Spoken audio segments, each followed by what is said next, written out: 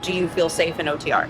Yeah, I think it's definitely, we're a little bit weary. These girls are locals. Do you feel safe in Over-the-Rhine? We feel very safe in Over-the-Rhine. This guy is visiting from out of town.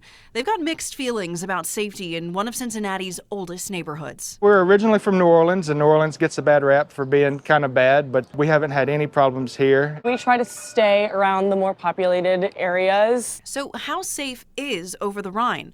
Well, we looked into the numbers. City data shows in the past month, the number of violent crimes more than doubled in the neighborhood, jumping from 7 to 18. Violent crimes consist of homicides, rapes, robberies, aggravated assaults, and strangulations. But OTR isn't the only neighborhood seeing a rise during the last month. Avondale saw reported numbers increase from 3 to 10, and in Evanston, the biggest jump from 1 to 7. But violent crime as a whole is up less than 1% across Cincinnati so far this year. At the same time, we're seeing an uptick in certain property crimes, and that demands our continued attention. In a public video Tuesday, Police Chief Teresa Thigi addressed the rise in crime, a nearly 9-minute statement stressing the need for more officers. I'm glad that she's committed to getting officers on the street. I'm glad she's recognized that we are short. FOP President Ken Kober says CPD is down around 130 officers, and the men and women in blue are feeling the strain. I think it's a combination of being overwhelmed and being tired. So what's the solution?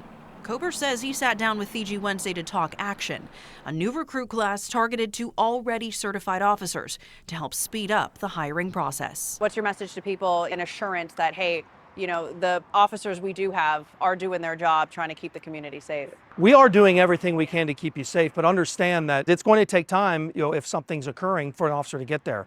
So it starts with your personal protection, but understand that we are going to do everything we possibly can, and we have been doing that, in order to make sure we can make this as safe as it can be. In Cincinnati, Valerie Lyons, WCPO 9 News.